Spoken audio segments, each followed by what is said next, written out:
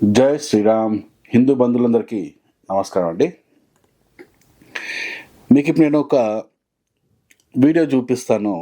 ఆ వీడియో చూపించి ఆ వీడియో గురించి మీకు నేను ఎక్స్ప్లెయిన్ చేస్తాను. ఈ వీడియో చాలా చాలా చాలా ముఖ్యమైన వీడియో ఇది. ఎందుకు అంటే ఆ వీడియోని ఆ బిట్ని చూసే ముందు నేను చిన్న ఎక్స్ప్లెనేషన్ ఇవ్వదలుచుకున్నాను. ఏంటంటే యాక్చువల్గా పాపం అంబేద్కరిస్టులు, ఈ అంబేద్కరిస్టుల్లో మేము స్వయం ప్రకటిత మేధావులము, మేము మేధావి వర్గానికి సంబంధించిన వాళ్ళము అని కొంతమంది చెప్పుకుంటారు వాళ్ళు. అంటే వాళ్ళ బిహేవియర్ కూడా అలాగే ఉంటుంది. నేను పిహెచ్డి చేశాను, డబల్ పిహెచ్డి చేశాను, నేను స్కాలర్ని, ఇవన్నీ కూడా వాళ్ళు రిజర్వేషన్ ద్వారానే చేస్తారు. వాళ్ళకేం టాప్ మార్క్స్ ఏం రావు వాళ్ళకి. అయితే వీళ్ళు స్వయం ప్రకటిత మేధావులు అనమాట. వీళ్ళందరూ కూడా ఏ విధంగా మాట్లాడతారంటే, వీళ్ళ మాటల్లో, వీళ్ళు చెబుతున్న కథనాల్లో, వీళ్ళు చెప్తున్న స్టోరీల్లో అంబేద్కర్ని హైలైట్ చేశారు. వీళ్ళ టార్గెట్ ఒకటే, అంబేద్కర్ని హైలైట్ చేయడం, మిగతా నాయకులను డమ్మీలు చేయడం అనమాట. వీళ్ళ మెయిన్ టార్గెట్ అదే. ఎట్టి పరిస్థితుల్లో అంబేద్కర్ని టాప్ చేయాలి, అంబేద్కర్ని ఒక ప్రపంచ మేధావి స్థాయికి తీసుకెళ్ళాలి, అంబేద్కర్ని ఒక టాప్ రేంజ్లోకి తీసుకెళ్ళాలి. ఇదే ఆలోచన, అంతే. కానీ వీరొకటి ఆలోచించలేకపోతున్నారు. ఏంటంటే వారి అత్యుత్సాహంతో వారు చేస్తున్న పొరపాటు ఏంటంటే, లేని కథనాలను అంబేద్కర్ని హైలైట్ చేయాలనే ఆతృతతో వీరు చేస్తున్న పొరపాట్ల వల్ల అంబేద్కర్ గారి యొక్క పూర్తి వాల్యూ పోతున్నది ఈరోజు సమాజంలో.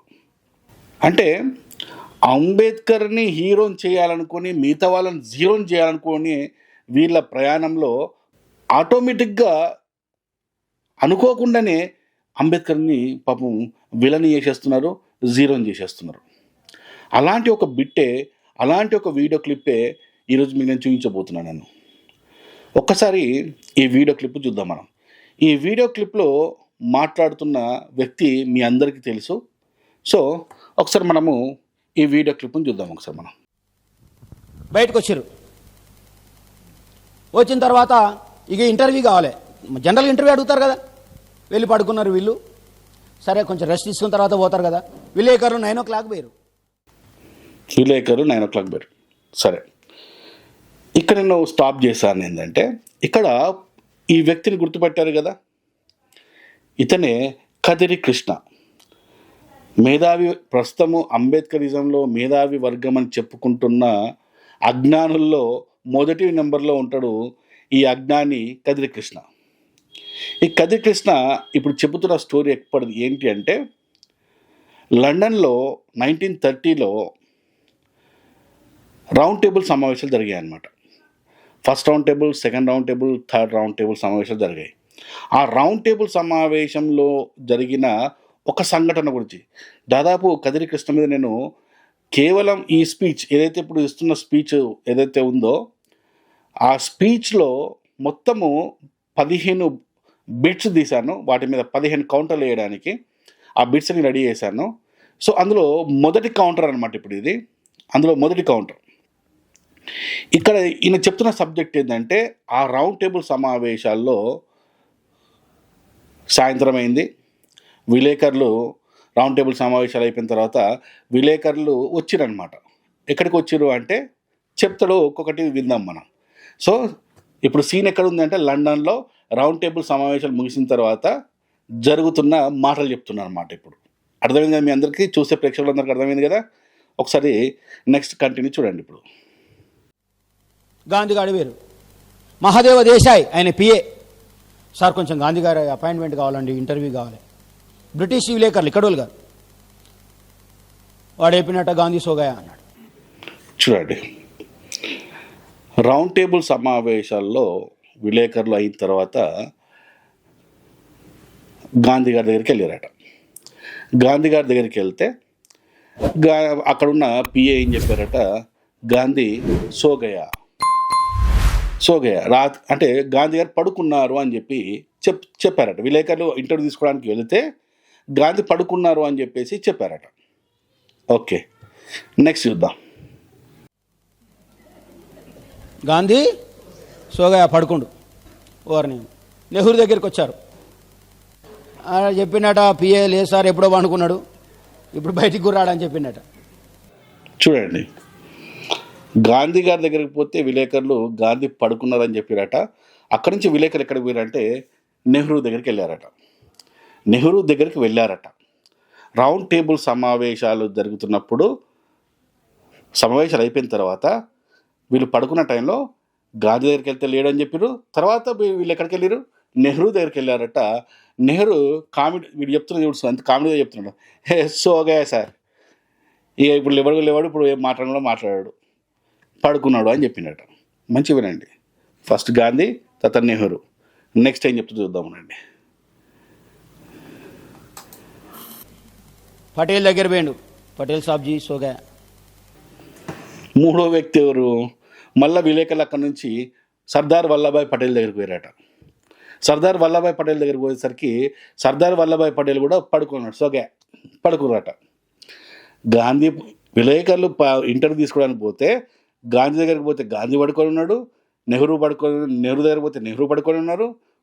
మూడో వ్యక్తి దగ్గర అయిన సర్దార్ వల్లభాయ్ పటేల్ దగ్గరికి పోతే సర్దార్ వల్లభాయ్ పటేల్ కూడా పడుకున్నారు. నెక్స్ట్ ఏం జరిగిందో ఈ కదిరి కృష్ణ అని చెప్తాడు, ఒకసారి చూడండి, మళ్ళీ ఒకసారి వినండి. అంబేద్కర్ గారి దగ్గరికి వెళ్ళారు. పోనీ ఈయనదాన్ని దొరుకుదేమో చూద్దాం అంటే ఫస్ట్ అపోజిషన్ తీసుకుంటారు కదా. ఫస్ట్ అపోజిషన్ తీసుకుంటారట. ఇక్కడ ఎవరికి అపోజిషను? అంబేద్కర్కి గాంధీ, నెహ్రూ, సర్దార్ వల్లభాయ్ పటేల్ అపోజిషనా, లేక గాంధీకి, నెహ్రూకు, సర్దార్ వల్లభాయ్ పటేల్కి అంబేద్కర్ అపోజిషనా, లేక ఈ నలుగురికి బ్రిటిష్ వాడు అపోజిషనా? ఎవరు అపోజిషన్? అంటే అంబేద్కరు తన జీవితకాలం, అంటే తను ఈ రాజకీయాల్లో ఉన్న రోజుల్లో ఏ రోజు కూడా ఎవరితోనూ కూడా సరిగా లేడు, కేవలం బ్రిటిష్ వాళ్ళతోనే ఉన్నాడు ఆయన. అందుకే బ్రిటిష్ వాళ్ళ పరిపాలనలో కూడా ఆయన కార్మిక శాఖ మంత్రిగా పనిచేసిండు. దళితులందరూ, మిగతా కులాలందరూ, అన్ని మతాలందరూ దేశంలో స్వతంత్రం కావాలని చెప్పి అందరూ ఫైటింగ్ చేసి ప్రాణాలు అర్పించి ఇళ్ళు బొడగొట్టుకొని, కుటుంబాలను బొడగొట్టుకొని, ఆస్తులు బొడగొట్టుకొని, అర్ధాంతరంగా మరణాలను చవి చూస్తూ బ్రిటిష్ చేతుల్లో లాఠీ దెబ్బలు తింటూ, బుల్లెట్ దెబ్బలు తింటూ, గాయాల పాలవుతూ మరణిస్తూ ఉంటే అంబేద్కరు ఆ బ్రిటిష్ పరిపాలనలో కార్మిక శాఖ మంత్రిగా పనిచేసిండు. చూడండి. ఎస్ కదిరి, నువ్వు చెప్పింది వాస్తవమే. బ్రిటిష్ వాళ్ళను ఈ ముగ్గురు వ్యతిరేకించారు. అప్పుడు అంబేద్కర్ కూడా వ్యతిరేకించినట్టే, కరెక్టే. ఈ లెక్క ప్రకారం చూస్తే ఈ ముగ్గురు కూడా, గాంధీ, నెహ్రూ, పటేల్ కూడా అగనెస్ట్ పార్టీనేలేండి, రైట్, ప్రతిపక్షమేలే, కరెక్ట్. చూడండి ఇంకా నెక్స్ట్. వాళ్ళ అపోజిషన్ దొరకలా. పోనీ ఈయన అడిగిండు కదా, ఈయనకు అడిగాను. ఈయన దగ్గర నానక్ చంద్ రత్తు పిఏ ఉన్నాడు. సార్ అంబేద్కర్ గారికి కొంచెం టైం కావాలి. నో, ఎందుకు? He is reading. చూడండి, ఈ ముగ్గురు దగ్గరికి పోయాడు. గాంధీ దగ్గర పోతే పడుకున్నాడు. అంటే ఇక్కడ చూడండి, బిల్డప్, ఒక నరేషన్ అన్నమాట, ఒక నరేషన్ జరుగుతుంది. ఈ కదిరి కృష్ణ ఒక నరేషన్ ఇస్తున్నాడు. ఎంత పెద్ద నరేషన్ ఇస్తున్నాడంటే, అంటే Ambedkar hero, top hero, supreme star, megastar, super star Rajinikanth అన్నట్టు ఎట్లనో ఈయన కూడా ఒక super star, megastar, super man. అలా అంబేద్కర్ని లేపడానికి, అంబేద్కర్ని జాకిలు పెట్టి లేపడానికి ఈ ముగ్గురు గురించి తక్కువ చేసి మాట్లాడుతున్నాను అనమాట. అసలు పాయింట్ లాస్ట్కి ఉంది, నేను చెప్తా వినండి. ఇక్కడ గాంధీ పండుకున్నట్ట, నెహ్రూ పడుకున్నట్ట, సర్దార్ వల్లభాయ్ పటేల్ పడుకున్నాడట. అదే అంబేద్కర్ దగ్గర పోతే వాళ్ళ పిఏ చెప్పిండట, నో, ఇప్పుడు ఆయన కలవడానికి వీల్లేదు, ఆయన చదువుతున్నాడు అని చెప్తున్నాడట. చదువుతున్నాడు అట. చూడండి నరేషన్. ఓకే, నెక్స్ట్ మళ్ళీ ఏమంటారు చూద్దాం. వాళ్ళు పండుకున్నారు, ఈయన చదువుతున్నాడు. 11 o'clock పోయారు, కొంచెం అంబేద్కర్ గారు టైం అయిపోయింది. నో, వై, హీఈస్ రైటింగ్, రాస్తున్నాడు. 9 గంటలకు అయిపోయింది రాత్రి, ఇప్పుడు 11 గంటలకు పోయారట. అంబేద్కర్ దగ్గర పోతే నో, 9 గంటలకు రాసి చదువుకున్నాడు, 11 గంటలకు రాస్తున్నాడు అని చెప్పి చెప్తున్నాడు. No, he is writing. అప్పుడు నో, హీఈస్ రీడింగ్. చూడండి నరేషన్. నరేషన్ చూడండి, అంబేద్కర్ గొప్పవాడని చూపించడానికి వీళ్ళు తయారు చేస్తున్న నరేషన్. సార్ నెక్స్ట్ ఆ నరేషన్లో భాగమే మళ్ళీ ఒకటి ఏమొస్తుందో చూద్దాం. మధ్యరాత్రి 1 గంటకు వెళ్ళారు. No, he is reading. మధ్యరాత్రి 1 గంటకు వెళ్ళారట. No, he is reading. సరే చెప్పురా భయ్ చెప్పు. ఇప్పుడు చెప్పేటోడికి వినేటోడు లోకు అని ఒక సామెత ఉంది మనకి. ఈ 75 సంవత్సరాలుగా అంబేద్కరిస్టులు చెప్పింది కూడా ఇదే. మనమేమో క్రాస్ చెక్ చేసుకోవాలి ఇంతకాలం. మనము ఎప్పుడైనా క్రాస్ చెక్ చేసుకున్నావా? చెప్పండి, ఎప్పుడైనా క్రాస్ చెక్ చేసావా నువ్వు? ఈ వీడియో చూస్తున్నా నువ్వు ఏ రోజన్నా ఇలాంటి స్వయం ప్రకటిత మేధావులు అంబేద్కర్ గురించి గొప్పలు చెప్తుంటే అది నిజమైన నమ్మినవు తప్ప ఏ రోజన్నా క్రాస్ చెక్ చేసావా నువ్వు? చేయలే. సరే చూద్దాం నెక్స్ట్ ఇంకేం చెప్తాడో. మధ్యరాత్రి 2 గంటలకు వెళ్ళారు. He is reading. మధ్యరాత్రి 2 గంటలకు పోయాడు. He's reading. 9 అయింది, 11 అయింది. ఓకే చూడండి, చెప్తుంది చూడండి. తెల్లారి గంటల 4 గంటలకు వెళ్ళారు. He is reading.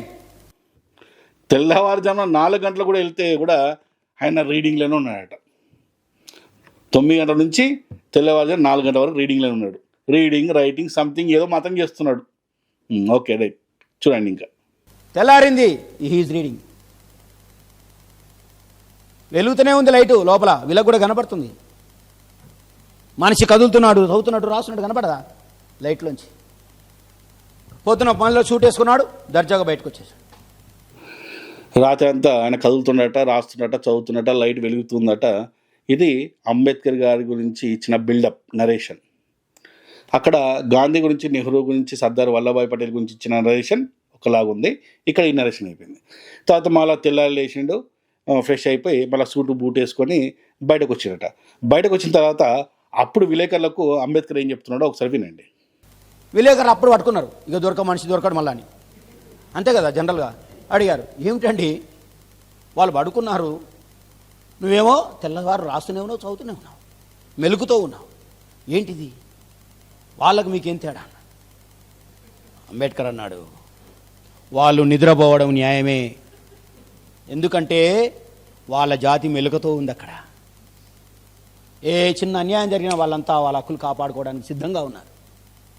నేను మెలకువతో ఉండడమే న్యాయం, ఎందుకంటే నా జాతి నిద్రపోతోంది. వాహ్ వాహ్ వాహ్ వాహ్ వాహ్ వాహ్. నాకు తెలిసి ఇలాంటి డైలాగ్ రాయాలంటే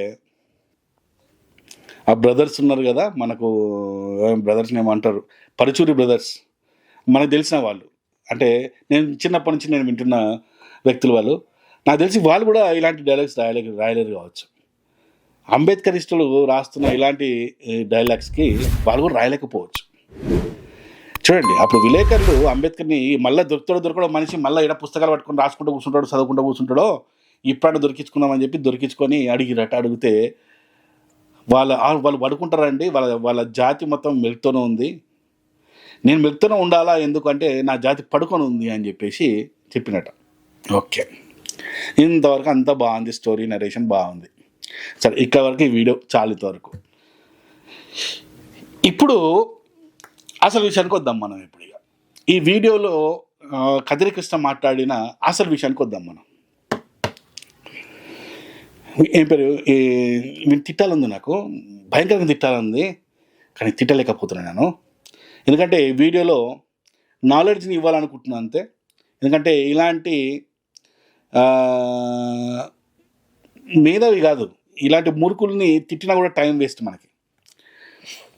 ఒకటే క్వశ్చన్ అడుగుతున్నాను ఇక్కడ కదిరి కృష్ణకు. ఒకటే ప్రశ్న అడుగుతున్నా, కదిరి కృష్ణ, నువ్వు చెప్పిన ఈ నరేషన్ ఉంది కదా, ఈ నరేషన్ నమ్మి నీ ముందు నిలబడ్డ ఎంతోమంది అంబేద్కరిస్ట్ కుర్రవాళ్ళంతా కూడా అది నిజమేమో అని చెప్పేసి నమ్ముతారు. వాళ్ళు నమ్మి ఏం చేస్తారు, ఇది వాస్తవమేమో అని చెప్పేసి అంబేద్కర్ గారి మీద విపరీతమైన ప్రేమ పెంచేసుకుంటారు వాళ్ళు.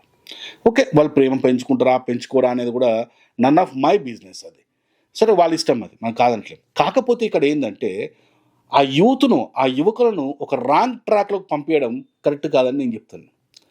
నిజంగా నేను కదిరి కృష్ణకే కాదు, యావత్ అంబేద్కరిస్టులు అందరూ కూడా నేను ఒక ప్రశ్న అడుగుతున్నా. ఈ వీడియో మీరు చూసారు కదా, కదిరి కృష్ణ మాట్లాడిన వీడియో చూసారు కదా, అంబేద్కర్ సోదరులారా, యూత్, ముఖ్యంగా యూత్ ఏదైతే ఉందో, మీ యూత్ అందరికీ నేను ఒక ప్రశ్న అడుగుతున్నా. అసలు రౌండ్ టేబుల్ సమావేశాల్లో నెహ్రూ, సర్దార్ వల్లభాయ్ పటేల్ పోయారా అసలు? పాయింట్ అది ఇక్కడ అసలు పాయింట్ ఇది. అసలు సర్దార్ వల్లభాయ్ పటేల్ కానీ నెహ్రూ కానీ రౌండ్ టేబుల్ సమావేశాలను అటెండ్ చేశారా లేదా అనేది మీరు తెలుసుకోవాలి. మీరు అసలు రౌండ్ టేబుల్ సమావేశాలకు కాంగ్రెస్ నుంచి పోయిన ఏకైక వ్యక్తి ఎవరు తెలుసా? గాంధీజీ మాత్రమే. సర్దార్ వల్లభాయ్ పటేల్ కానీ నెహ్రూ కానీ రౌండ్ టేబుల్ సమావేశాలకు అటెండ్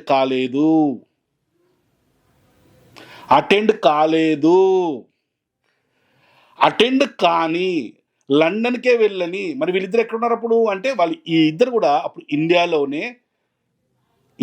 ఉండి స్వతంత్ర ఉద్యమాల్లో పాల్గొన్నారు. శాసన ఉల్లంఘన అని చెప్పేసి అప్పుడు ఒక పెద్ద దేశవ్యాప్తంగా, అంటే మీకు చిన్న ఇంకా క్లారిటీగా అర్థమయ్యేది చెప్తుందంటే, తెలంగాణ కోసం మనము తెలంగాణ పోరాటం చేస్తున్నప్పుడు సకల జనుల సమ్మె అని చెప్పి మనం ఒకటి చేసాం. అంటే అందరూ అనమాట, ఎవ్రీవన్, స్కూల్స్ కానీ కాలేజీలు కానీ ప్రభుత్వ కాలేజీలు కానీ ప్రైవేట్ కానీ బస్సులు కానీ సైకిల్ కానీ పంచర్ చేసేటోడు కూడా బయట ప్రైవేటోడు, ఎవ్రీవన్, సకల జనులు ప్రతి ఒక్కరూ సమ్మె మీద దిగేసి మొత్తం అన్ని బంద్ చేసారు అనమాట. అలాగే శాసన ఉల్లంఘన సభ అని చెప్పేసి అప్పుడు చేసిన ఉద్యమంలో దేశం మొత్తం ఉద్యమం ఆ విధంగా చేస్తున్నప్పుడు గాంధీ గారు ఫస్ట్ రౌండ్ టేబుల్ సమావేశాలకు పోలేదు. ఈ ఉద్యమంలో ఉన్నాడు ఆయన. ఎందుకు ఉద్యమం అంటే మాకు సంపూర్ణ స్వాతంత్రం కావాలి అని చెప్పేసి వీళ్ళు ఇక్కడ ఉద్యమం చేస్తున్నారు. వీళ్ళు సంపూర్ణ స్వాతంత్రం కావాలని. అందుకే ఫస్ట్ రౌండ్ టేబుల్ సమావేశం కాంగ్రెస్ అటెండ్ కాలే, గాంధీ కాలే, నెహ్రూ కాలే, సర్దార్ వల్లభాయ్ పటేల్ కాలే.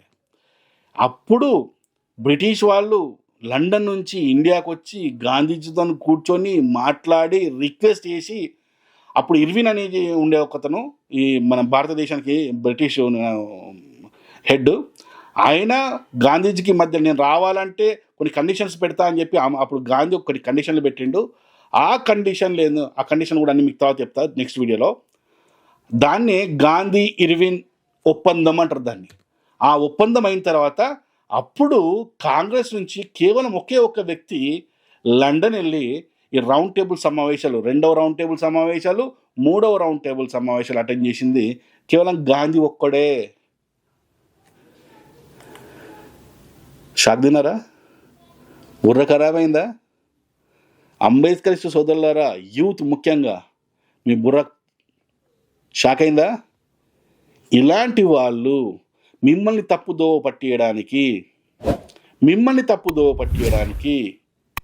ఇలాంటి అబద్ధాలు చెప్తున్నారు. గాంధీ పడుకున్నాడట, నెహ్రూ పడుకున్నాడట, సర్దార్ వల్లభాయ్ పడుకున్నాడట. అసలు నెహ్రూ, సర్దార్ వల్లభాయ్ పటేల్ లండన్కే పోలేదు, రౌండ్ టేబుల్ సమావేశాలకి అటెండ్ కానప్పుడు విలేకరులు ఎట్లా వీళ్ళిద్దరి దగ్గరికి పోయిండు, వీళ్ళిద్దరు ఎట్లా పడుకున్నారని చెప్పి వీడు చెప్తున్నాడు. కదిరి కృష్ణ, ఎందుకు ఇంత అబద్ధాలు? నీ కంత్రి బుద్ధులు ఎందుకు చూపిస్తున్నావు ఇక్కడ? నీ కంత్రి బుద్ధులతో నీ ముందున్న యూత్ కానీ, నీ వీడియోలు చూసిన యూత్, అంబేద్కరిస్ట్ యూత్ కానీ ఎంత చెడిపోతారు చెప్పు. వాళ్ళని ఒక రాంగ్ ట్రూట్లో తీసుకెళ్తున్నావు కదా. చూడండి, ఇక్కడ మెయిన్ పాయింట్ ఏంటంటే, అసలు నెహ్రూ కానీ సర్దార్ వల్లభాయ్ పటేల్ కానీ ఈ రౌండ్ టేబుల్ సమావేశాలకు అటెండ్ కాని వీళ్ళిద్దరూ రాత్రి 9 గంటలకు లండన్లో ఎలా పడుకొని ఉన్నారు? విలేకరులు ఏ విధంగా పోయి వాళ్ళని కలవాలని ప్రయత్నించారో కదిరి కృష్ణకే తెలవాలి, ఈ అంబేద్కరిస్టులకే తెలవాలి.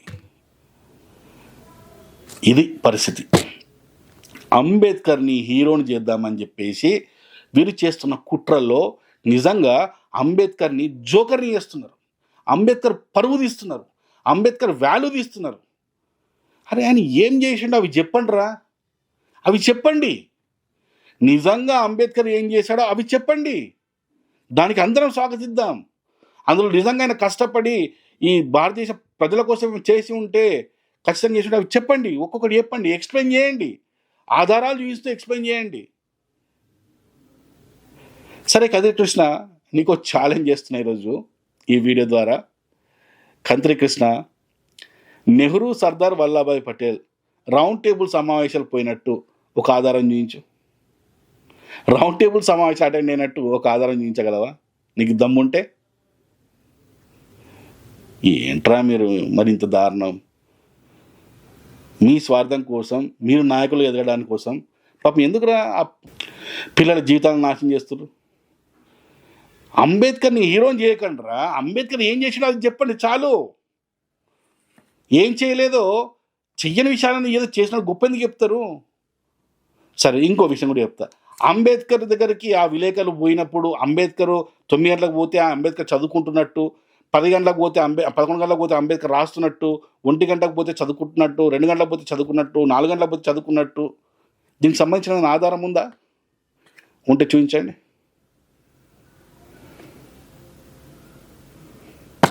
ఇదే సంగతి.